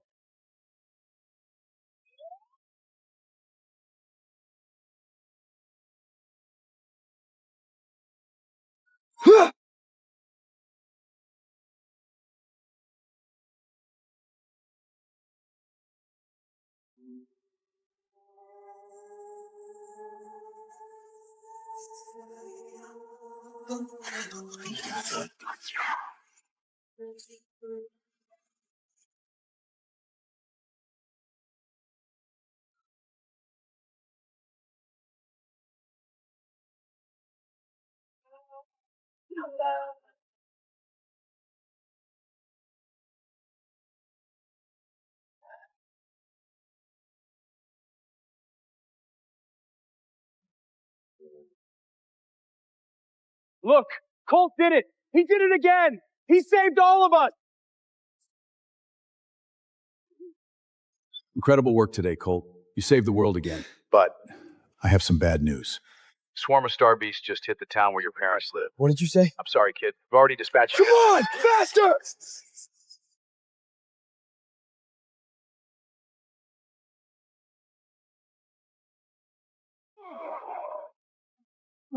Arthur!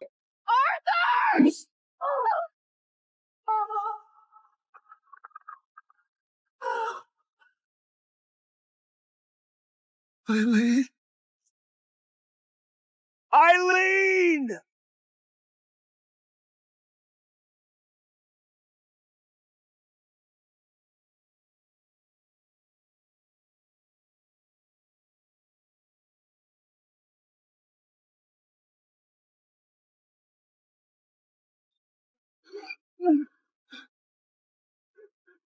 Mom! No! Colt. Dad! I made this for you, Colt. It's the summoner for the Tempest. Keep it safe. Once you hit 100% neural sync, you can call the mech from anywhere on this planet. No, I've saved thousands of strangers or so a friend or said, but I couldn't even save from my own family. What's the point of any of this? Remember what we promised when you were a boy? You asked me to build the strongest mech in the world. I did my part.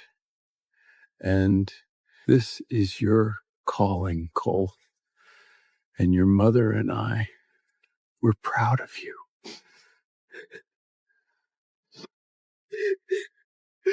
No! Now, use your gift, son.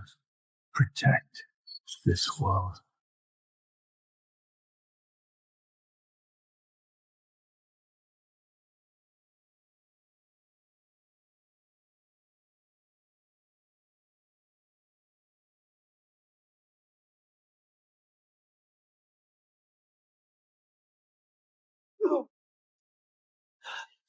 Empty your pockets, or we kill you.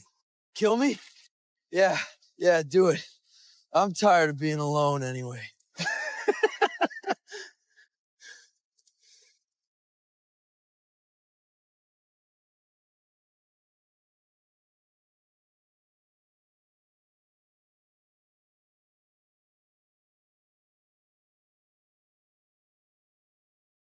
Don't you realize you're breaking my heart? Freeze! Let him go. I'm crazy about you, and it's plain to see. 3, 2. I can't stand the thought of losing the part. Are you okay? Hear me, darling. We get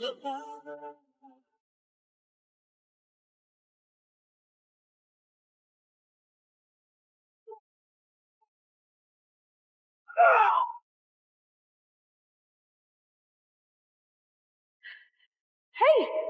Hey! Stay with me!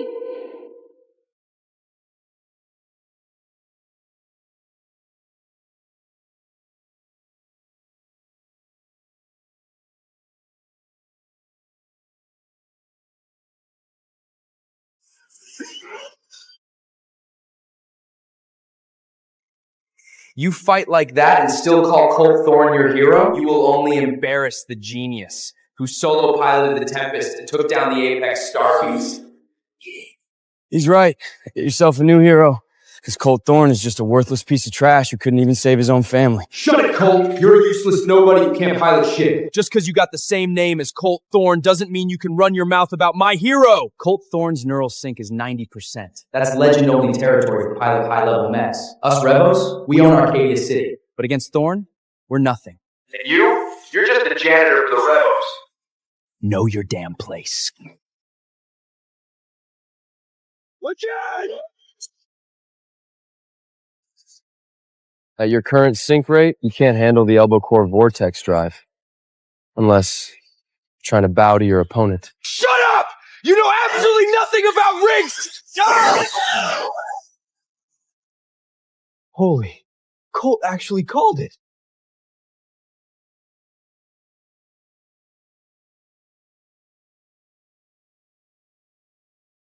Colt. People say I'm pretty good at conversation. I got a way of over. Why are you doing grunt work again? I told them not to put you on this. Honestly, I'd rather do chores than pilot a rig. At least I can stay close to the woman I love when she needs me, instead of being miles away in a tin can. Freya, the trials are tomorrow. We're going up against the House Ivich, and you're wasting time on this Sync Zero deadweight? Yeah, Freya. Ever since the legend Colt Thorne vanished 2 years ago, the Federation's been running these trials in every city for a pilot who can link with the Tempest. Whoever wins could be sent to the Pacific Tempest base, and may become the Tempest's next pilot. The Ivich has crushed us for years. If they win tomorrow's trials, they'll wipe us off the map! Colt, you're not part of the Revos. If I lose tomorrow, maybe none of us will survive. When that happens, you need to leave here. Freya. Worry about yourself, Freya. That sick creep Blake Ivich has wanted you forever. He's heir to House Ivich. If he's taking you to bed, no one tells him no. Like hell he will. Synchronization rate, 93%. Synchronization rate, 93%. A 93% sync rate? Really? Colt, you were the only one near the monitor? Did you trigger it? Is that your sync rate? Freya, Are you out of your mind, Freya? Cole is a janitor. The guy doesn't have an ounce of piling talent in his blood. There's no way in hell he pulled a 93% sync rate. Exactly. If Cole could pilot a mech, he wouldn't be stuck here scrubbing floors and doing work like a servant. You're right. A pilot with 93% sync rate could rule the world. Why would a person like that hide in a small town here? Should I just tell her the truth? Wait, Colt. Are you the hero who saved the Federation?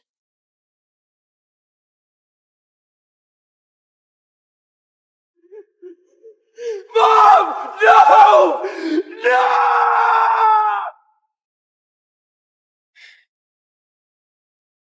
I'm not a hero, Freya. I couldn't protect anyone. I knew it. No way a loser like Colt could have hit a 93% sync rate.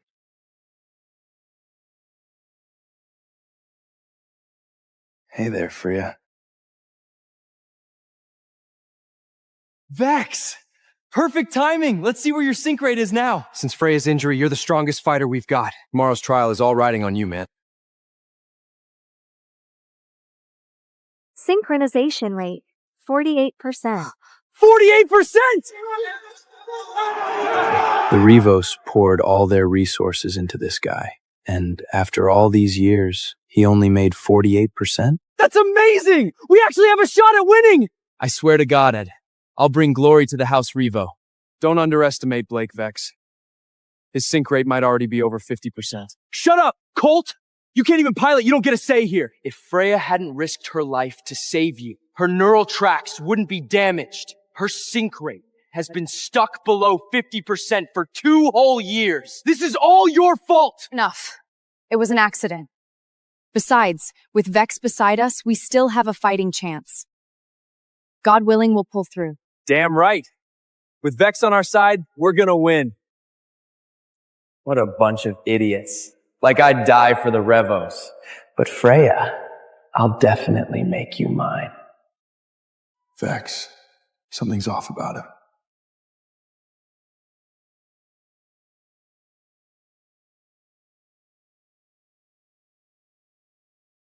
Freya.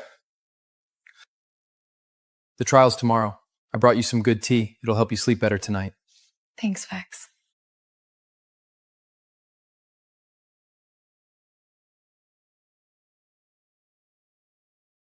I've got stuff to do. You should get some rest too. Damn it. I almost had her in bed.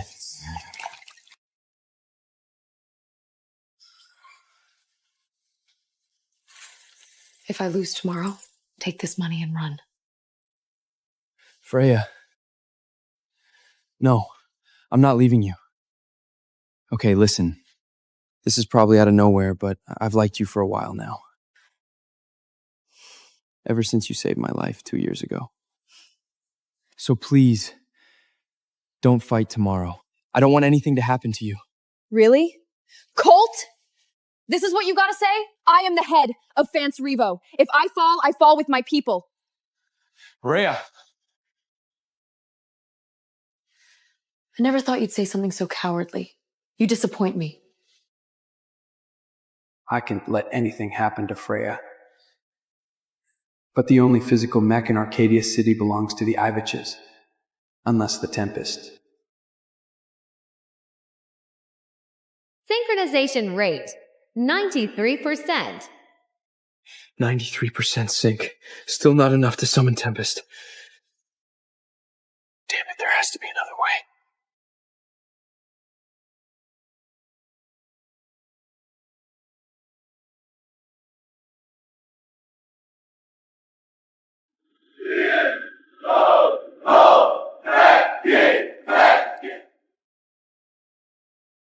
Alex.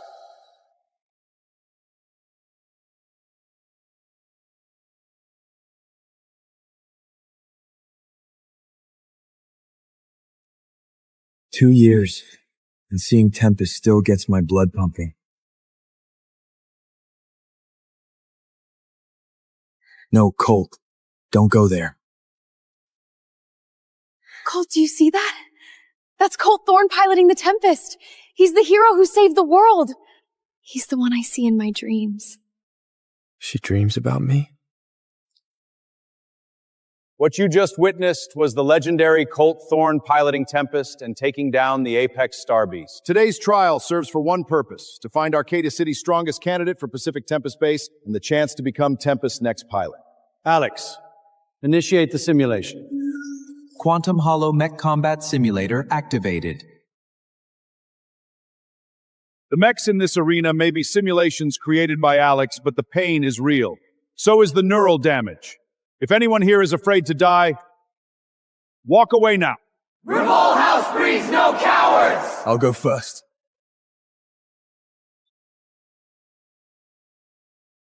Neural sync rate 30%. Mark II mech authorized. A 30% sync rate? You Revo trash are already dead. Neural sync rate 35%. Mark II mech authorized. A rig is only as strong as its pilot. My people haven't lost yet.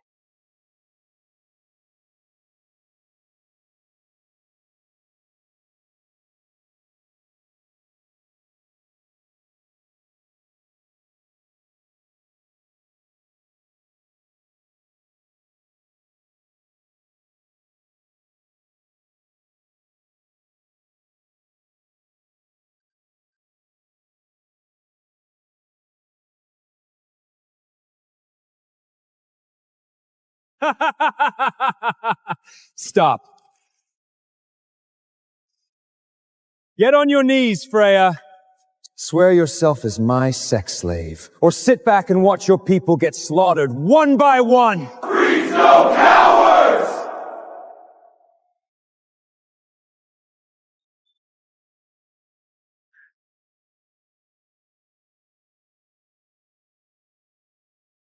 Well?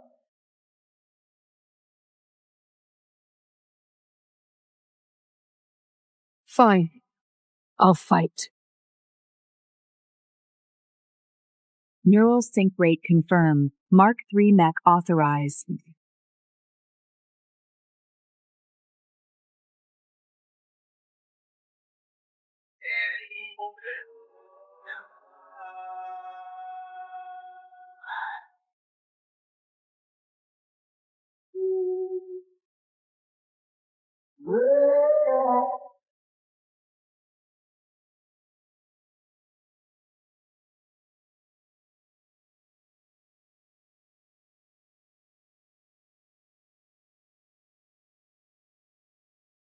Next!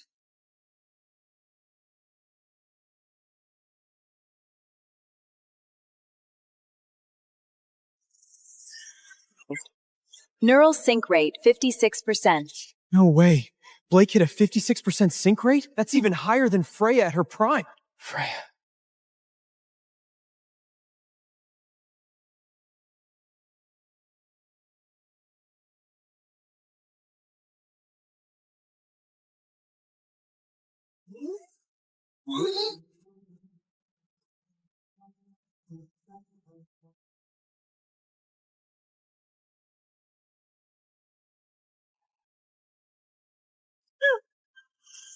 Freya!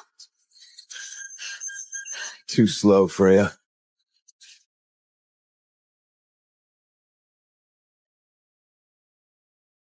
No, I'm not done yet.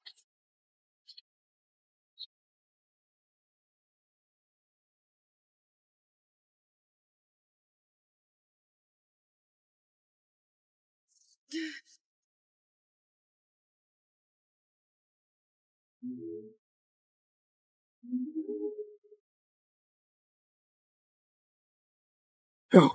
Freya!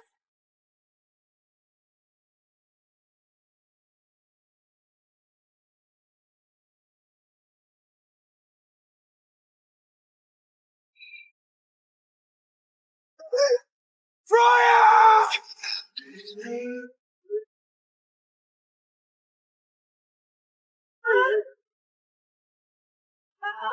Submit to me.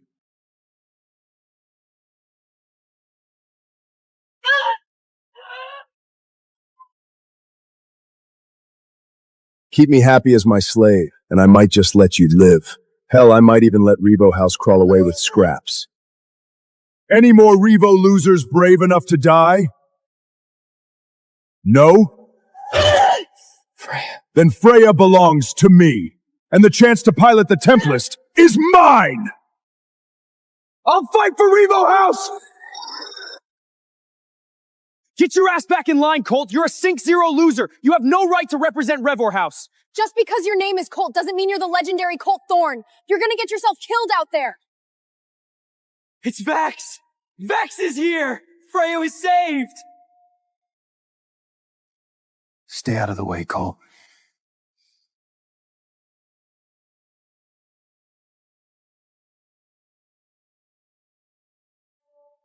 Careful, Vex! Blake's sync rate is at 56%.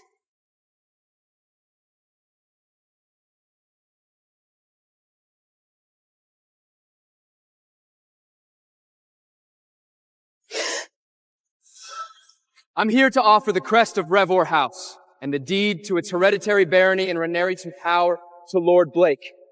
Please, accept my surrender and my absolute loyalty.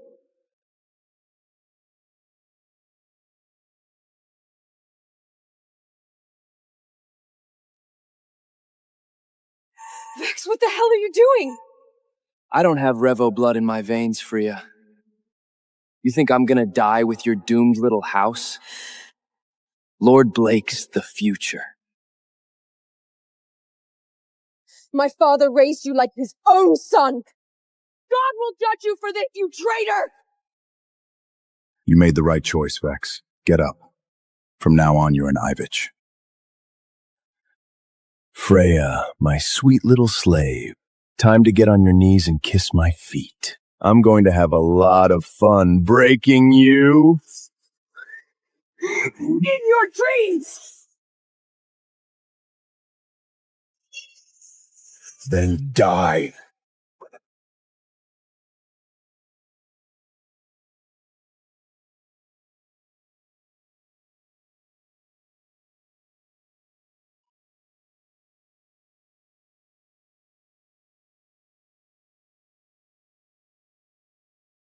Freya! Hey, back off! You're not a Revo. You're not qualified to fight.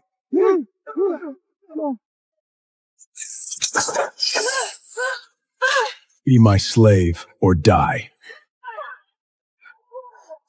I'd rather be crushed into dust than submit to you. I will never be your slave! You know, Freya, the harder you fight, the more I'm going to enjoy breaking you.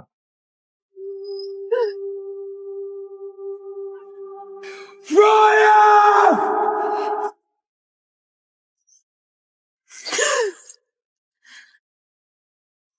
No! Blake! You sick bastard! You could have been mine! But you refused. I think I'll just pass you around to my men. Let them have their fun with you.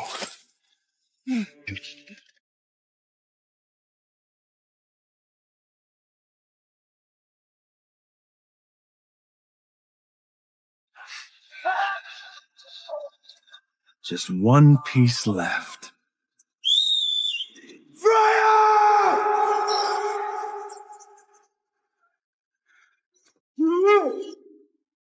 Duel terminated. Holographic simulations offline.